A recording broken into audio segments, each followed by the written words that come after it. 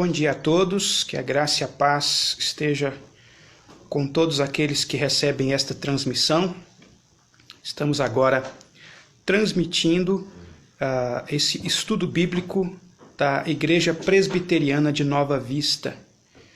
Se você recebeu o boletim da nossa igreja, através da internet, através das nossas redes sociais, você deve ter visto já lá que no calendário cristão, esse domingo é chamado o Domingo da Trindade.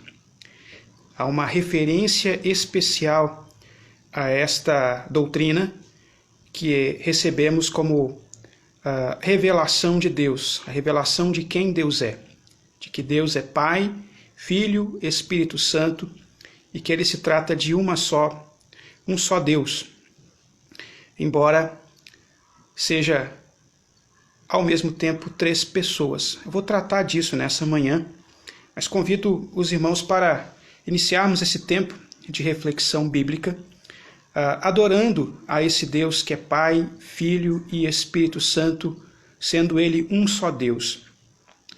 Se você tem aí à mão o inário da nossa igreja, o inário Novo Cântico, você vai perceber que esse inário ele dedica a esse tema uma parte especial, uma parte inicial desse inário é dedicado a esse tema. Todo o nosso inário ele tem um arranjo litúrgico, por assim dizer. Ele tem uma ordem, que pensando nos cultos que nós empreendemos, que nós realizamos para a glória do Senhor. Os hinos 1 e 2 do inário são hinos curtos, de apenas uma estrofe, que são chamados hinos introdutórios. Doxologia e reverência.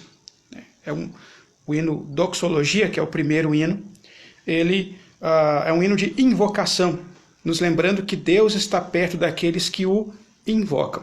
O culto começa com o seu povo invocando o Senhor, atentos à presença do Senhor. O hino 2 também faz referência à presença do Senhor, agora nos chamando a um ato de reverência, que nós saibamos medir as nossas palavras, cale-se diante dele toda a terra, extraído aí diretamente de Abacuque, capítulo 2, versículo 20. O primeiro hino, é retirado do Salmo 145. E o terceiro hino, a partir do terceiro hino, você vai encontrar menções diretas à Trindade, a pessoa do Pai, do Filho e do Espírito Santo, com hinos em que cada estrofe foca em uma das pessoas da Santíssima Trindade. O hino 3, 4, 5, 6, embora os 5 e 6 sejam hinos curtos, apenas de uma estrofe, mas tem esse foco, o 7, o 8, o 9. E observe o que diz o hino de número 9. É o hino que eu pretendo cantar aqui. Embora eu vou cantar aqui numa versão musical que não é a mesma versão musical que é cantada pela Igreja Presbiteriana do Brasil. Se você é músico e você tem acesso às partituras, você vai perceber que a música não é a mesma, é uma outra música. Alguns hinos têm essa característica também no inário, eles têm mais de uma versão musicada. Mas apenas para que iniciemos esse tempo nos lembrando já em louvor a Deus, em adoração. O John Stott, que foi um pastor muito importante na Inglaterra, grande pregador, ele disse em um dos seus textos de que toda a doutrina que nós aprendemos de Deus, se ela não se converte em louvor, se ela não se torna parte da nossa adoração, é porque nós não a aprendemos. Ou seja, o crente ele tem prazer naquilo que ele recebe de Deus, ele se alegra em conhecer o seu Deus e ele expressa aquilo que ele conhece através de atos de adoração, incluídos nesses atos o cantar a Deus, aquilo que Deus revela de si mesmo. Portanto, convido você, se você conhece pelo menos essa versão musicada, que cantemos juntos. Se você não conhece, que você ouça, que você aprenda e que você eleve seu coração fazendo dessas palavras a sua oração inicial na manhã desse domingo, dia da ressurreição de Cristo, dia em que nos lembramos de forma especial da Santíssima Trindade. A ti, ó Deus, Altíssimo Senhor, eterno Pai, supremo benfeitor, teus filhos vêm, alegres dar louvor. Aleluia, aleluia.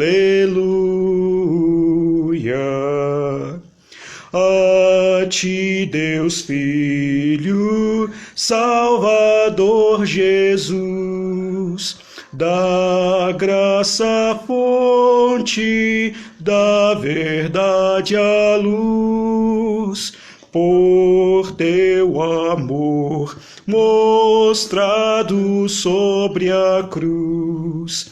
Aleluia, aleluia.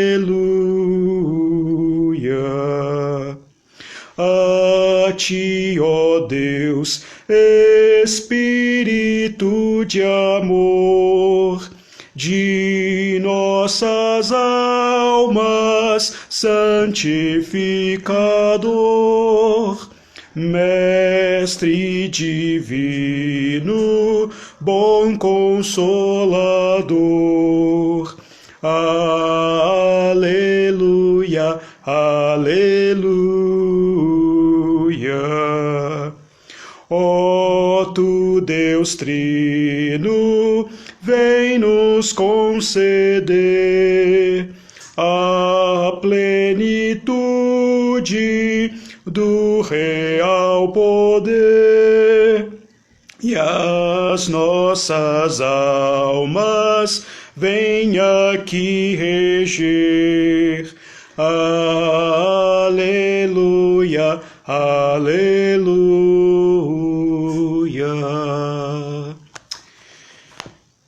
Amém, Senhor. Dizemos as palavras que foram compostas, que fazem parte desse hino e que fazem agora parte da adoração da igreja nessa manhã. Ainda que não reunidos, não debaixo do mesmo teto, mas cada família da nossa igreja, individualmente, particularmente, adorando ao Senhor pela ressurreição de teu Filho Jesus. Pedimos a assistência do teu Espírito Santo, porque é apenas mediante a ação do teu Espírito que as verdades das quais vamos tratar nessa manhã podem ser não apenas compreendidas, mas podem ser praticadas por nós. Pedimos, Deus, que na tua graça o Senhor perdoe os nossos pecados e que do perdão de Cristo possamos exercer, Deus, segundo a tua misericórdia, a tua graça, o ministério que nos tem chamados a exercer, de fazer conhecido o teu nome grandioso em toda a terra. Em nome de Cristo nós te rogamos. Amém. Irmãos, convido-os a abrirmos juntos lá no Evangelho de Mateus, capítulo 3. Evangelho segundo Mateus, capítulo 3.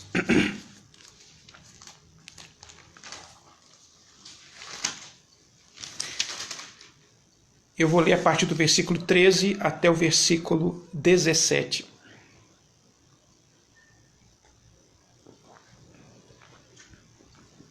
Evangelho segundo Mateus, capítulo 3, versículos 13 a 17.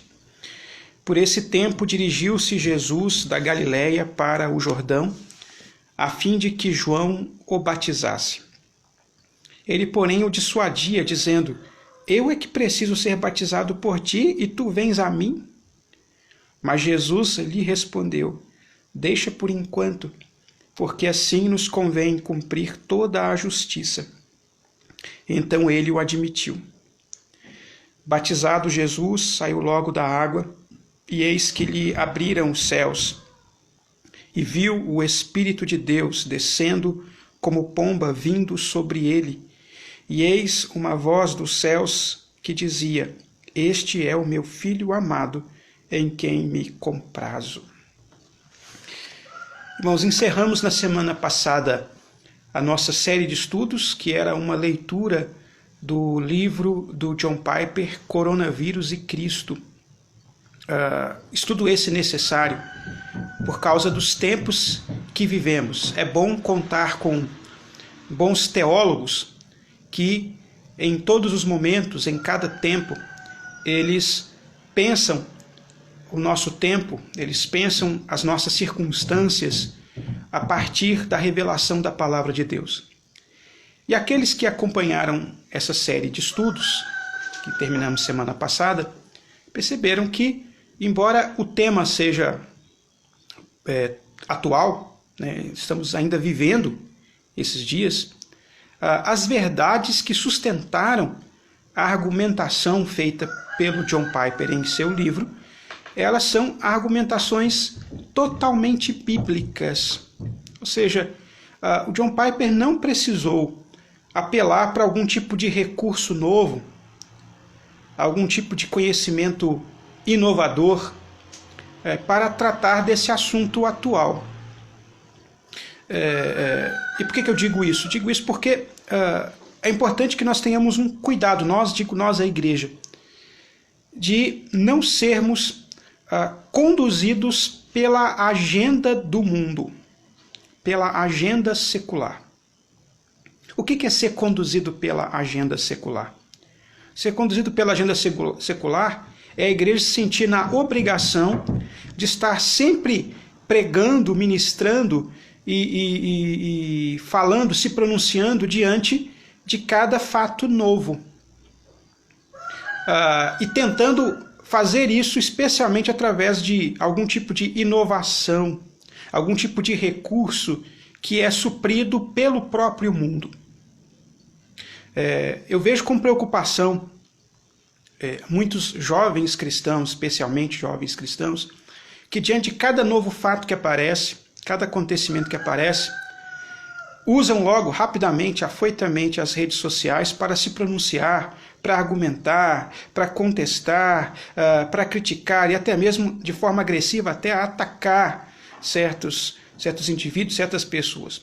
Esses pronunciamentos geralmente precipitados dizem algo para mim, pelo menos, algo de que há uma necessidade de alguns, por parte de muitos até, de estarem sempre se pronunciando de acordo com as coisas que acontecem. Alguns fazem isso até biblicamente, como fez John Piper, né, muito apropriadamente no seu livro, embora tenha escrito um livro a toque de caixa, mas o faz profundamente enraizado, como eu destaquei para os irmãos, em vários outros escritos que esse autor já havia elaborado. Ou seja, não foi alguma coisa que foi pensada em 24 horas.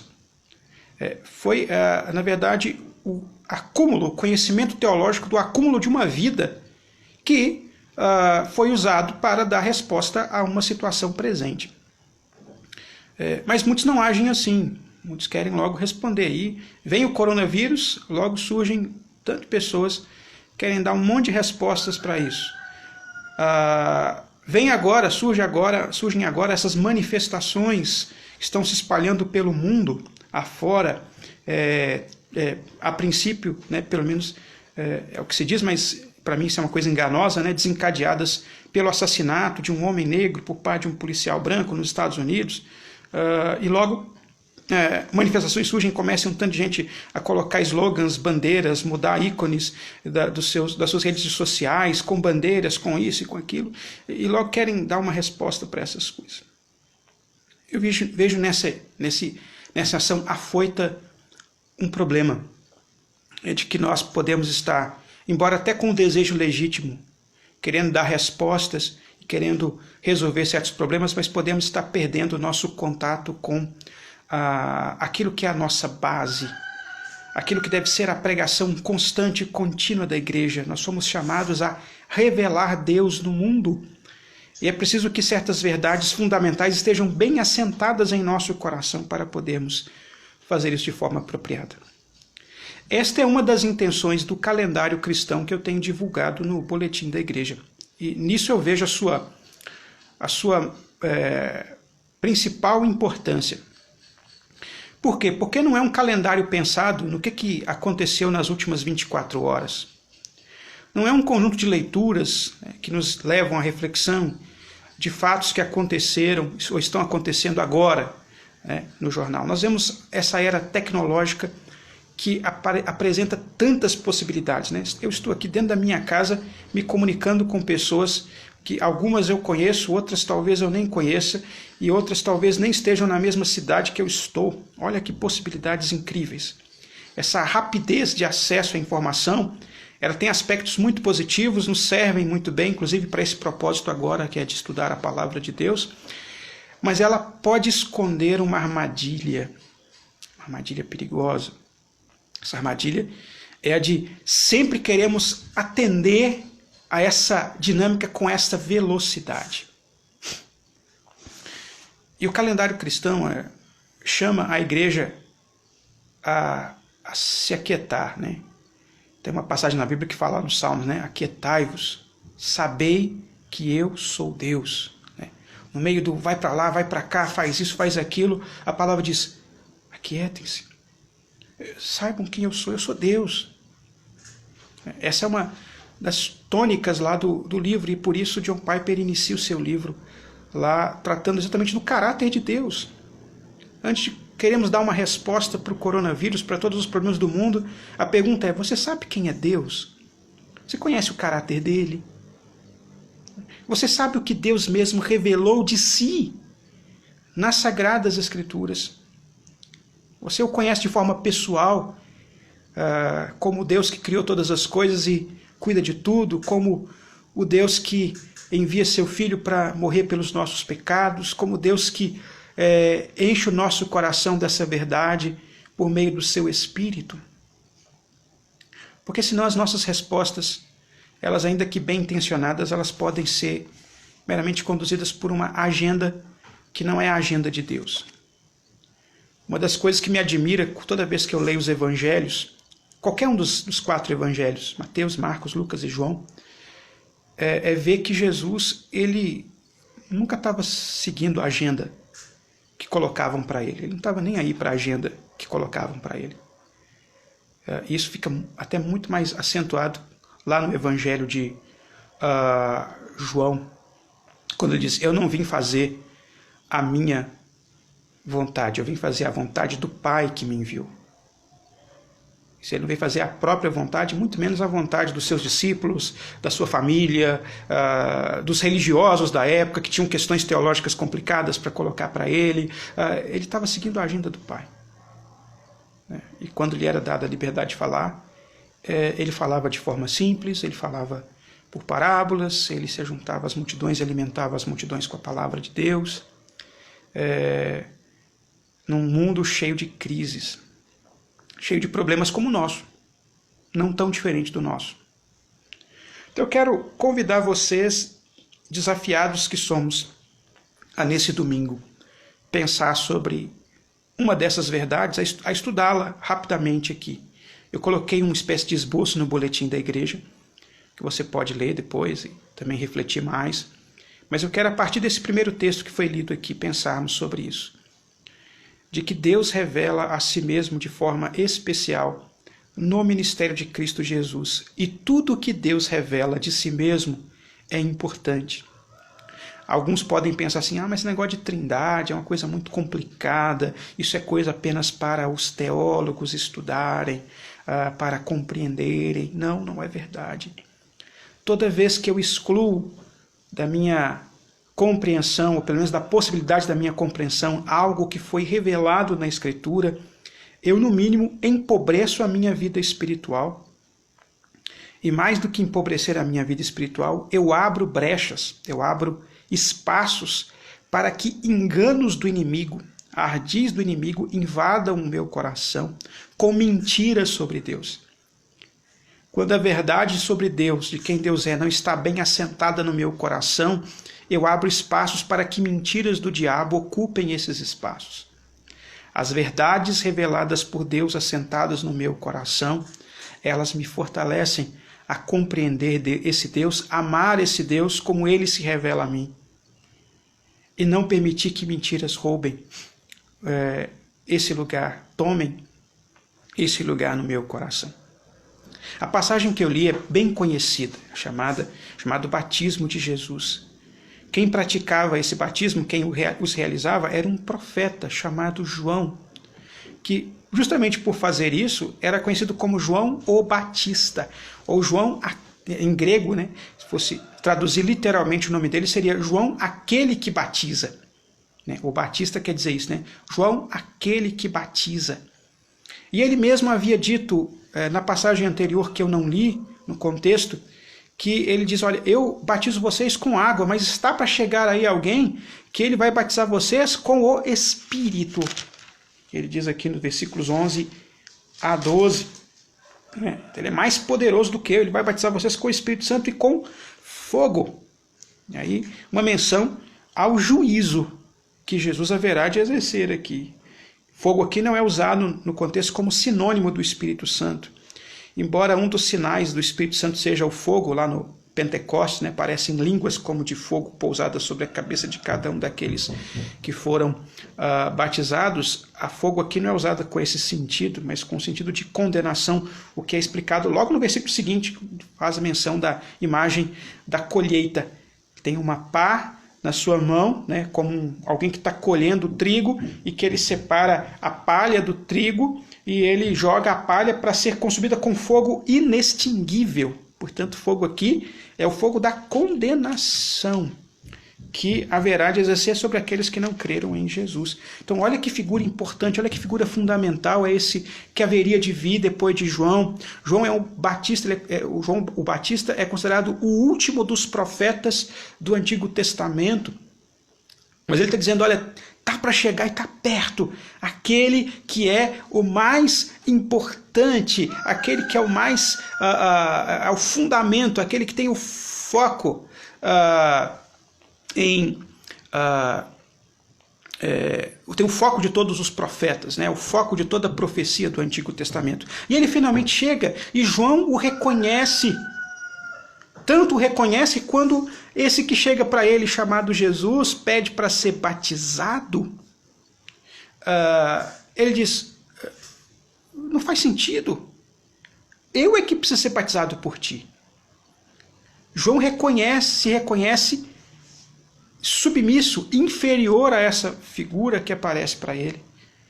Inclusive carente da sua misericórdia e da sua graça. Qual é a resposta que Jesus dá para ele? Deixa por enquanto, porque assim nos convém cumprir toda a justiça. Por que Jesus diz por enquanto? Porque Jesus estava ali no seu estado de humilhação. Quando nós vamos estudar sobre a pessoa de Jesus, é importante lembrar essas duas palavras, na verdade esses dois estados pelos quais Jesus se apresenta. Ele se apresenta aqui no seu estado de verbo encarnado, palavra de Deus que se torna carne, como no seu estado de humilhação. Então, por enquanto, Jesus, nesse estado de humilhação, ele assumindo a nossa natureza humana, ele assumindo a verdadeira humanidade, ele se submete a toda a justiça, ou seja, toda a prática da lei. Se João Batista é um profeta do Antigo Testamento, é um profeta de Deus, fechando aí o que nós chamamos de Antigo Testamento. Se João Batista, o que João Batista fala é palavra de Deus, porque tudo aquilo que os profetas anunciaram em nome de Deus não vinha deles mesmos, mas vinha inspirado pelo Espírito Santo, portanto era palavra de Deus, então era lei. Era o que todo homem deveria obedecer, e se não obedecesse, como sempre o faziam, né? Sempre desobedeciam, eles seriam alvos da condenação, não estariam praticando a justiça de Deus. Portanto, Jesus se submete ao batismo não porque ele precisava ser batizado, uma vez que o batismo que João realizava era um ritual que atestava o arrependimento de pecados. Também no contexto anterior, se você for observar, você vai ver lá que João chamava todas as pessoas ao arrependimento de pecados. Ora, João mesmo está reconhecendo que Jesus não tinha pecado e Jesus mesmo está também reconhecendo isso. Jesus não diz assim, não, eu preciso se batizar assim porque de fato eu também tenho pecados. Não, Jesus não está dizendo isso. Ele Ele está dizendo que, por enquanto, ele tem que se submeter a toda a justiça. Jesus é uma figura, então, já indicamos aí, mesmo sem entrar muito detalhadamente na vida de Jesus, é uma pessoa singular, única. Não há outro como Jesus. Porque ele não tem pecado e porque ele cumpre toda a justiça voluntariamente e ele o faz por nós. Então, apenas com essas palavras, João Batista foi, então, convencido a batizá-lo. E é curioso porque, ao que tudo indica, nesse evangelho e em outros também, as pessoas, antes de serem batizadas por João, tinham que confessar os seus pecados publicamente, tinham que dizer o que tinham feito de errado. E Jesus não faz nada disso, ele simplesmente é batizado. Ele cumpre a palavra de Deus que saía da boca e do ministério de João. E ao ser batizado acontece uma manifestação, uma revelação de Deus única, em que nós vemos claramente as chamadas 3 pessoas da Trindade apresentadas no mesmo cenário. Jesus, que é o Filho de Deus, o Verbo que se tornou carne, como diz lá o Evangelho de João, capítulo 1, ele sai da água, ali naquele momento, ele termina aquele episódio do batismo, está ali se submetendo completamente à palavra de Deus. Ele, que é a própria palavra de Deus, cumpre toda a palavra de Deus, ou seja, o estado de humilhação. Vê o céu se abrindo. O que seria um céu se abrindo? A gente sabe o que é um céu aberto, é um céu sem nuvens. Mas ali parece que a menção ali não é a falta de nuvens, mas é uma espécie de uma invasão de dimensões. Quem gosta aí de filmes de ficção científica já deve ter assistido vários filmes onde, de repente, 2 realidades que antes andavam paralelas, de repente elas entram numa espécie de interseção. Elas se chocam, elas se apresentam uma para a outra. Seres de uma outra realidade invadem essa primeira realidade, como que vindo de mundos diferentes, mas agora no mesmo ambiente. Os céus se abrem como uma indicação de que Deus, não apenas nos céus, na atmosfera que nós chamamos de céu, mas da sua altíssima habitação, da sua santíssima habitação, do alto do seu trono, ele se apresenta a nós agora de uma forma especial. O seu Espírito desce em forma de pomba, vindo sobre Jesus. Por que o Espírito Santo sobre forma de pomba? Aliás, essa é a forma que se tornou muito comum para representar o Espírito Santo, né? Geralmente, quando se vai representar o Espírito Santo, se faz em forma de pomba. Geralmente, justamente por causa dessa passagem, e é o único momento onde o Espírito Santo é assim retratado, ele assim se apresenta.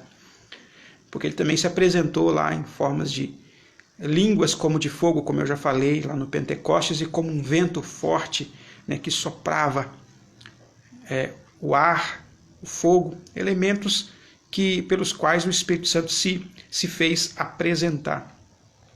Mas aqui o Espírito Santo se apresenta em forma de pomba.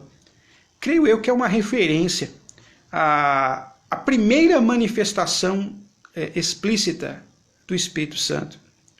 Quando é que primeiramente o Espírito Santo se manifestou? Alguns acham que o Espírito Santo só se manifestou aqui na vida de Jesus. Alguns acham até que o Espírito Santo só se manifestou lá no Pentecostes, no capítulo 2 de Atos dos Apóstolos. Ou alguns acham, né, alguns um pouco mais conhecedores da Bíblia, vão dizer, não, o Espírito Santo se manifestava de vez em quando na vida de algum personagem do Antigo Testamento, quando fala que Davi ficou cheio do Espírito, quando o profeta tal falou através do Espírito Santo. Não, essas não foram as primeiras manifestações do Espírito Santo. Na verdade, a primeira manifestação do Espírito Santo acontece na criação. No princípio criou Deus os céus e a terra. São as palavras que iniciam toda a Escritura Sagrada. No princípio criou Deus os céus e a terra. A terra, continua lá o texto de Gênesis 1, era sem forma e vazia, e o Espírito de Deus pairava sobre as águas. Ali está a primeira menção ao Espírito Santo. E essa imagem do Espírito Santo que paira sobre as águas, a palavra lá no hebraico, é uma palavra que algumas vezes na Bíblia é traduzida com a ideia de uma ave que sobrevoa, que está pairando, nesse sentido, como uma ave que plana, que voa sobre. Algumas vezes até mesmo a ideia de uma ave que repousa sobre o ninho, onde tem ovos, onde esses ovos vão ser chocados. Então a ideia desse sobrevoo do Espírito reaparece agora no ministério de Jesus. Com isso a gente vai aprendendo o quê? Que no ministério de Jesus a gente tem um entendimento claro de toda a revelação. Aqui nós percebemos a divindade do Espírito Santo sendo confirmada no ministério do Senhor Jesus. Uma integração. Aquela obra, a obra da criação de Deus, da qual o Espírito Santo participa, trazendo ordem. Ele pairava sobre o abismo, sobre o caos, sobre aquele primeiro aspecto da criação ainda desarranjado, sem ordem, sem lugar, e participa daquela criação, participando da voz de Deus que diz, haja luz, e houve luz. O primeiro elemento ali é organizado no meio daquele caos, por meio da voz de Deus. Ali temos a participação do Espírito Santo junto com o Filho. O Filho de Deus também está ali. Quem nos diz isso é João, no seu Evangelho. O Evangelho de João, capítulo 1, diz, no princípio era o Verbo estava com Deus, e o Verbo era Deus. E tudo que foi feito se fez por causa dele. Tudo que foi criado por causa desse Verbo, que haveria de se fazer carne aqui agora, nesse momento da história do qual lemos. Ele estava lá também na participação da criação. Então, com isso a gente aprende que a obra da criação, como toda a obra de Deus, é uma obra feita por uma comunidade especial. Essa comunidade especial é a que nós chamamos de Trindade. A palavra Trindade não aparece na Bíblia. Não aparece. E vários termos que nós usamos, que são termos técnicos da teologia, elas não estão encontradas diretamente na Escritura. João Calvino, na sua obra As Institutas da Religião Cristã, essa obra tão importante aqui da nossa teologia, que dedica um capítulo discutindo sobre esse assunto, ele vai debater com vários grupos, vários pensadores que contestavam a doutrina da Trindade, e que uma das alegações era essa: a palavra Trindade não está na Bíblia, isso foi inventado pela igreja. Assim como as palavras que são usadas também para explicar o que é a Trindade, a definição básica de Trindade. Que a definição é que há um Deus em essência e há nesse Deus três pessoas. Ele é um em essência, ele é três em pessoa. Esses termos essência, pessoa, Trindade, são termos da filosofia antiga, são termos da filosofia grega, dos antigos gregos, portanto, não são revelação de Deus, portanto, não podem ser usadas, portanto, Trindade é uma invenção. Até hoje você vai encontrar muitos teólogos que questionam a ideia da Trindade. Irmãos, esses recursos da linguagem, esses recursos da palavra, termos técnicos, eles são úteis tão somente para explicar aquilo que está relatado no todo da revelação. Veja bem, quando eu li essa passagem aqui, olha o recurso que eu fiz para falar do Espírito Santo, para falar dessa imagem do Espírito Santo como que vindo em forma de pomba. Olha o recurso que eu fiz. Eu fui lá no início da Bíblia, lá no início da revelação, para explicar o que está acontecendo aqui agora no chamado Novo Testamento. A teologia ela faz isso, ela é comprometida, a boa teologia, a teologia bíblica, a teologia reformada especialmente, ela é comprometida com o todo da revelação. De tal maneira que falar do Espírito Santo é falar dele não apenas num momento, numa ação pontual, mas em quem ele é em toda a revelação. E nisso, os recursos da linguagem, essas palavras, que sim, foram criadas mesmo como vocabulário técnico de uma área do conhecimento, que é a teologia, nos ajudam.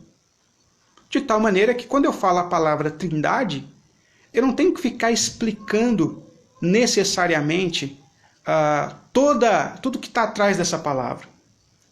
De tal maneira que aquele que já estudou o assunto, que já teve contato, familiaridade com as Sagradas Escrituras, ele sabe do que eu estou falando. E toda a área de conhecimento acaba naturalmente desenvolvendo os seus termos técnicos. Imagine se dois médicos estão lá fazendo uma operação, uma cirurgia delicada, e de repente um deles detecta lá um problema e ele precisa passar uma informação rápida para o seu colega que está operando com ele para que ele faça um certo procedimento. Se ele tiver que parar e não apenas mencionar o nome daquele procedimento, mas tiver que explicar tudo que aquele procedimento envolve. Ou seja, o paciente vai morrer. Se o médico tiver que parar para explicar para o outro colega o que o procedimento é, não vai dar tempo de fazer aquela operação. Então os médicos têm termos técnicos em que eles sabem. Quando o médico usa determinada expressão, determinado termo, o outro já sabe na hora do que ele está falando, porque eles estudaram o mesmo assunto juntos, eles sabem do que se trata, e ele vai tomar as medidas que são necessárias. Isso em qualquer área do conhecimento, do direito, da literatura, em qualquer campo do conhecimento isso acontece, isso também acontece na teologia. Calvino, então, vai concordar com este fato.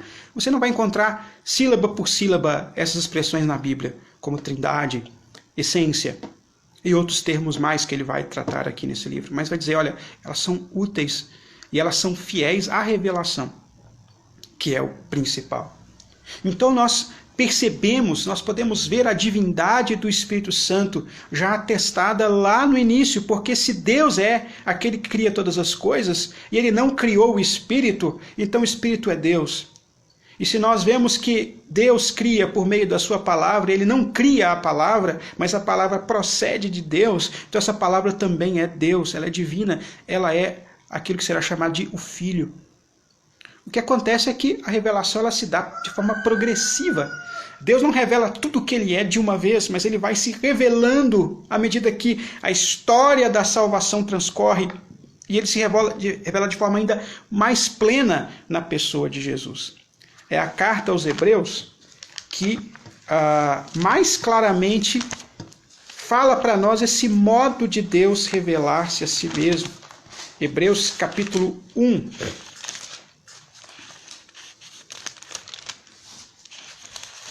Hebreus capítulo 1, do versículo 1 ao 4.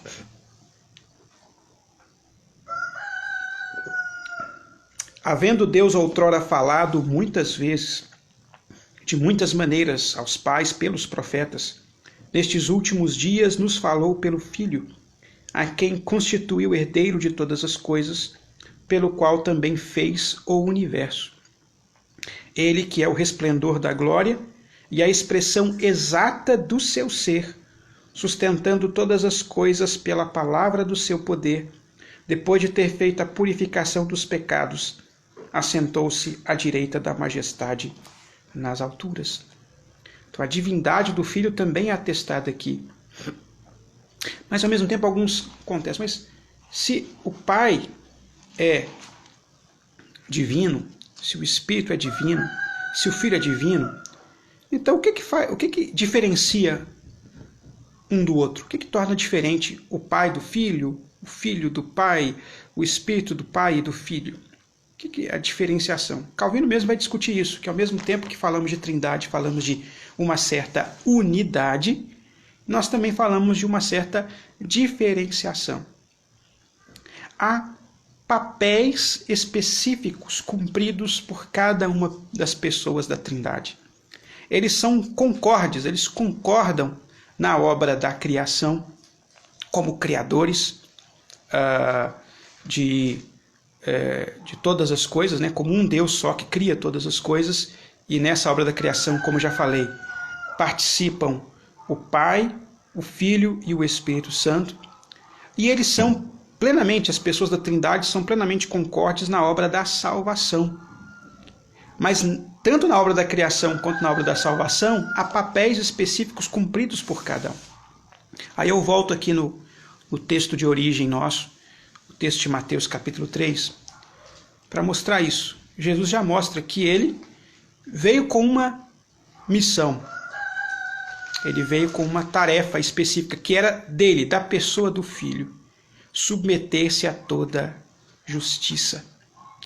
Era o papel do Pai, a pessoa do Pai da Trindade, mostrar o alto padrão que é exigido de nós como criaturas criadas à sua imagem e semelhança, criados para refletir a glória, a grandeza de Deus. Nós fugimos desse padrão com o nosso pecado. E essa justiça de Deus exigia que o nosso pecado fosse punido. Então, Deus está ali, o Deus na figura do Pai, na pessoa do Pai, ele apresenta a nós esse alto padrão. O Filho assume o nosso lugar. Ele entra para dizer, Pai, há o recurso do cumprimento da justiça. E ele, no seu estado de humilhação, ele assume a nossa natureza humana com esse propósito. Volto aqui ao versículo 15. Nos convém cumprir toda a justiça. Ele não diz alguma justiça, ele diz toda justiça. Tudo que a palavra de Deus exige de nós como pecadores e que nós quebramos continuamente, toda a justiça deve ser cumprida. E Jesus cumpriu toda a justiça. Isso era o papel dele. Papel que fica muito claro de que ele realizou de forma perfeita. E isso fica claro na expressão que ele usa lá na cruz, na sua morte, quando ele diz, está consumado. Está consumado. O que quer dizer com aquilo está consumado?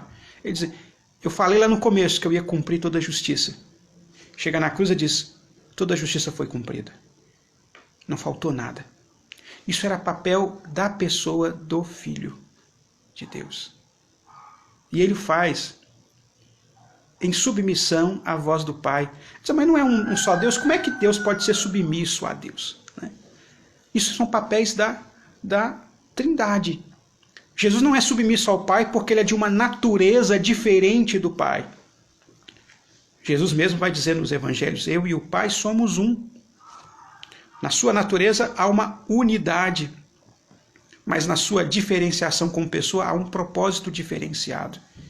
O Pai permanece na sua figura daquele que tem a lei, que tem o alto padrão. O Filho se submete não por causa da sua essência, mas por causa da sua missão, para cumprir toda a justiça do Pai, trazer toda a glória que essa justiça requer e que foi roubada dele pelo nosso pecado, foi manchada pelo nosso pecado.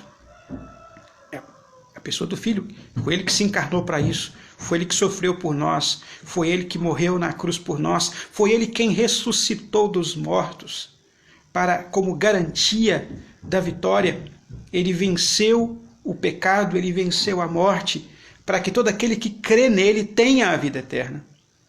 E cabe à pessoa do Espírito Santo, uma vez realizada essa obra de Cristo na história, aplicar às nossas vidas aquilo que o Senhor Jesus fez por nós. Alguns acham que a principal missão do Espírito Santo é prover a igreja de dons espirituais. E isso é relatado na Bíblia que, de fato, o Espírito é aquele que provê a igreja dos seus dons. O Joeliano falou sobre isso no estudo bíblico da quinta-feira, estudando lá aquela passagem de Efésios, que fala do Espírito Santo provendo, inclusive, as figuras ali importantes para a expansão da igreja, da sua liderança espiritual, dos dons necessários e que envolve cada membro da igreja, e que todos nós somos, de alguma forma, capacitados pelo Espírito Santo.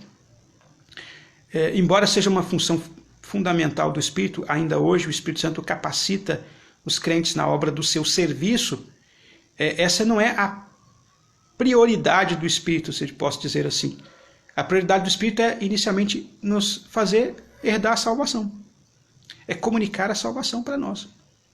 Sem a ação do Espírito Santo, o Evangelho que Jesus realizou, a obra de Jesus na cruz, seria uma história. Uma história que aconteceu no passado, uma história que poderia até nos encantar, de certa medida, mas seria uma história. Seria, como para alguns um mito, alguma coisa antiga que não tem validade hoje, alguma história apenas bela, como uma história de Branca de Neve, os 7 anões, alguma coisa assim.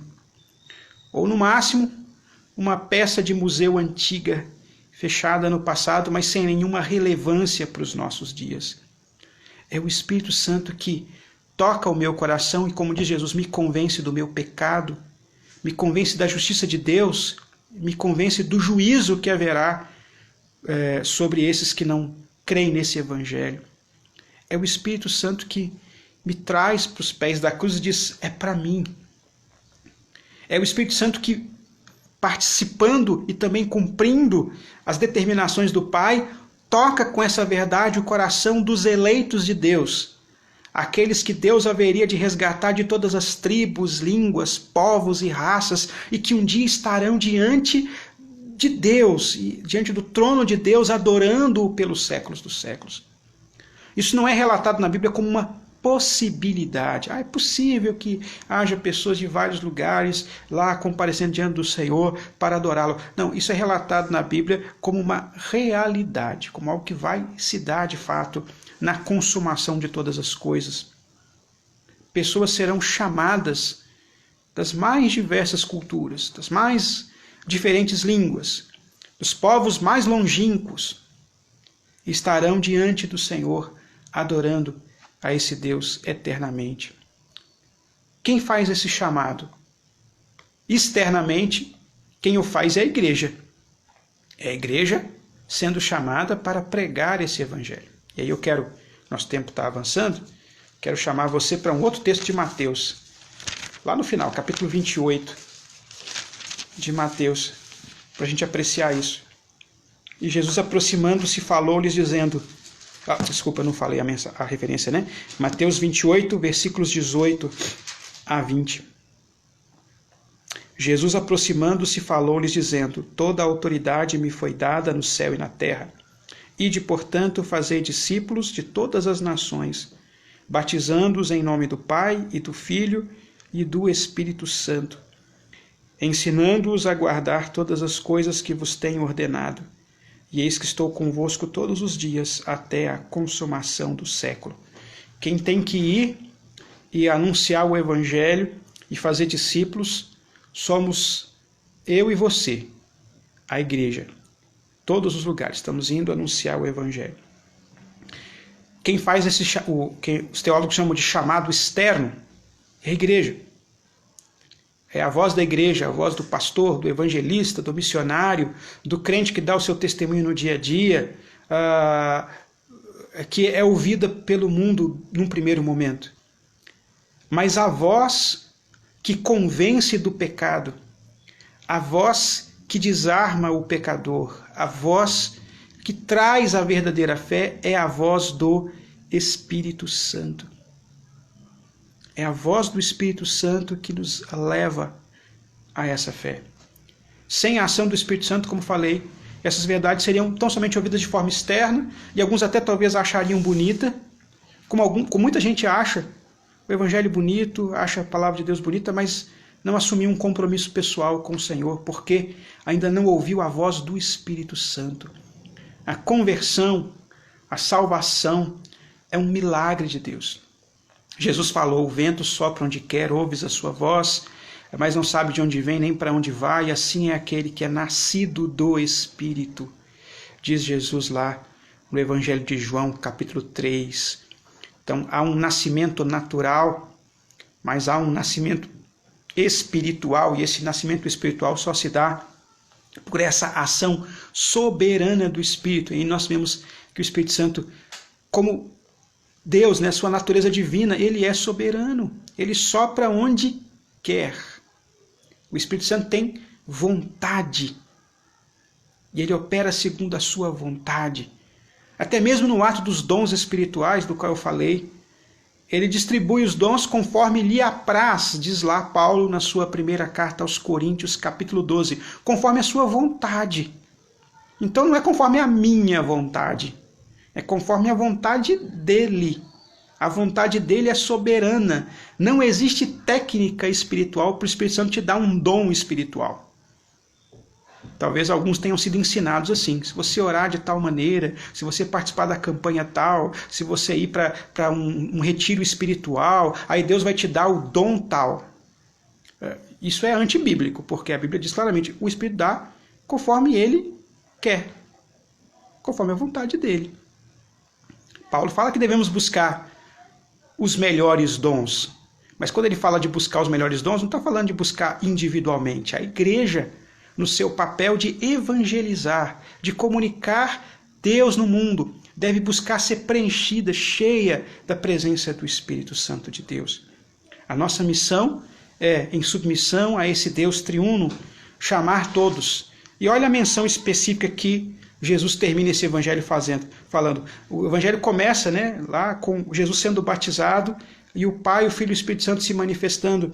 O evangelho de Mateus termina com Jesus agora nos chamando a batizar. Agora não mais o batismo de João Batista, que é um ritual ainda ligado ao Antigo Testamento. Sempre devemos nos lembrar disso, né? O batismo de João Batista não era o batismo cristão. Tanto é que Paulo vai encontrar um grupo de pessoas que tinham sido batizadas por João Batista que não conheciam Jesus. Lá em Atos dos Apóstolos, quando ele chega em Éfeso para evangelizar a cidade de Éfeso. Então tinha pessoas batizadas por João, mas que não eram cristãs. Portanto, seu batismo ainda era algo da liturgia do Antigo Testamento. Mas aqui há Jesus a ordem do batismo cristão. E qual é a característica do batismo cristão? Ele agora é dentro desse aspecto mais amplo da revelação, de conhecer a Deus no nome do Pai e do Filho e do Espírito Santo. E João Calvino vai pegar esse texto aqui nas Institutas, e vai comparar com o texto lá de Efésios, capítulo 4, em que diz, há um só Deus, há uma só fé, há um só batismo. Se há um só batismo, e Jesus mandou a gente batizar em nome do Pai, do Filho e do Espírito Santo, então Pai, Filho e Espírito Santo são um só Deus. Essa será a conclusão, será um dos argumentos usados por João Calvino nas Institutas para falar dessa unidade e ao mesmo tempo da pluralidade do nosso Deus. Portanto, conhecer esse Deus é conhecer essa ação divina em tudo, como Deus criador, como Deus providente, o Deus que providencia todas as coisas, cuidou da história até a chegada de Cristo, Deus que continua conduzindo e nos abençoando nesse dia com a fé no Senhor Jesus. E somos chamados a fazer essa santa convocação. Conhecer a Deus é conhecer a agenda de Deus. Essa é a agenda de Deus para o mundo. Com pandemia ou sem pandemia. Com coronavírus ou sem coronavírus. Com manifestações ou sem manifestações. Com crises políticas ou com instabilidade política. Com crises econômicas ou sem crise econômica. Essa é a agenda da igreja. E essa agenda da igreja, para a igreja, é totalmente coerente com o caráter desse Deus. Vamos orar nesse momento. Eu vou pedir para a Daniela fazer essa oração. Ainda temos ainda alguns poucos minutos. Ore diante do Senhor e como igreja possamos buscar, seguir os caminhos do Senhor, como Ele assim se revela na sua palavra. Pai, nós somos gratos porque o Senhor é um Deus que fala.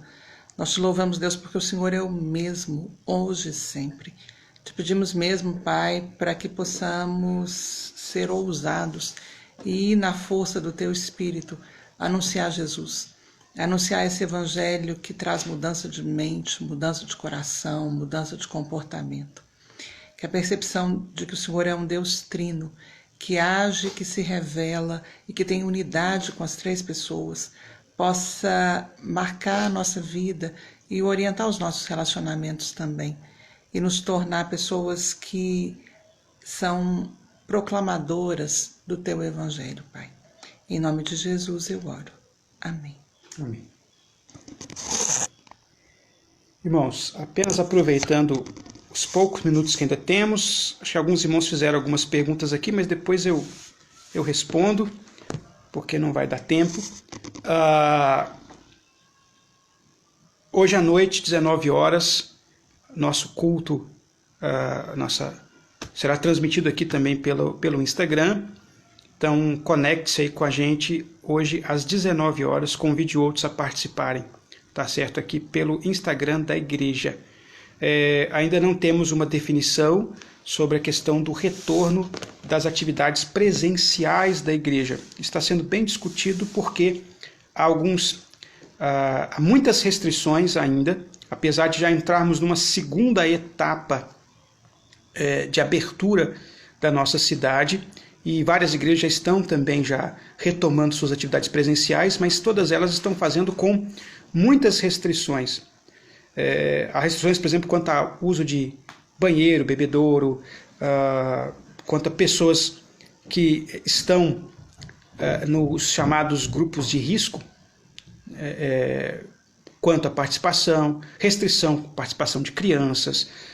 Então, são muitas restrições ainda que teremos de seguir inicialmente para esse momento. Mas assim que tivermos uma posição, uma decisão tomada, nós vamos comunicar aí através das redes sociais, através do boletim, enfim, através de todos os canais da igreja. O mais importante é que todos nós estejamos em oração. O mais importante agora é que os índices de contaminação, eles tragam resultados que deem segurança às autoridades para que elas continuem procedendo os processos de abertura. De que oremos, caso você tenha conhecidos, pessoas que estão sendo afetadas por essa enfermidade, que você ore por elas. Há pessoas que são afetadas, podem estar sendo afetadas diretamente, ou seja, pessoas com coronavírus. Até o momento da nossa igreja, da nossa comunidade, não tivemos notícia de ninguém que tenha sido contaminado com o coronavírus. Tivemos notícias de parentes, conhecidos, mas não de pessoas diretamente da nossa igreja, e graças a Deus por isso. Mas todos nós, de alguma forma, indiretamente somos afetados. Isso afeta especialmente a possibilidade de nos encontrarmos, de realizarmos nossas reuniões juntos. Isso afeta os relacionamentos familiares, pais que às vezes estão privados de ter o convívio maior com seus filhos ou com netos. Enfim, há muitas limitações disso, e há até mesmo aspectos econômicos que afetam diretamente. Até mesmo a questão da manutenção da igreja, dos recursos que nós precisamos dispor para manter o que orçamos para essa igreja, o trabalho missionário da igreja, seja a nossa igreja local, que participa com alguma assistência de alguns missionários, mais diretamente, indiretamente através dos recursos que arrecadamos e reenviamos para o Supremo Concílio da obra missionária da nossa denominação ao redor do mundo. Então, os irmãos sabem que as agências missionárias estão passando por muitas dificuldades, entre elas a Agência Presbiteriana de Missões Transculturais, que é a nossa agência missionária da nossa denominação, passa por muitas dificuldades. Nós temos missionários em todos os continentes desse mundo. Temos missionários brasileiros plantando igrejas na Europa, na Ásia, na Oceania, enfim, tudo quanto é lugar, tribos indígenas que estão passando por muitas dificuldades, todos eles. Então, o mais importante é que oremos ao Senhor, confiemos na sua graça. E, com certeza, isso também nos afeta diretamente a alguém querido seu, algum familiar, algum amigo. Então, usemos desse tempo de dificuldades, lutas, limitações, como um tempo de buscarmos de forma renovada a graça do Senhor. E que Deus, na sua misericórdia, faça com que o vento do seu Espírito sopre de uma forma especial sobre nós, nos nossos dias, nos leve a uma experiência mais presente de Deus, nos desperte mais para isso. Tudo aquilo que nós tratamos, nos nossos estudos sobre coronavírus e Cristo, tratado pelo John Piper, possamos usar como tempo apropriado. Deus abençoe, portanto, um bom domingo a todos, até às 19 horas aqui no canal do Instagram da nossa igreja.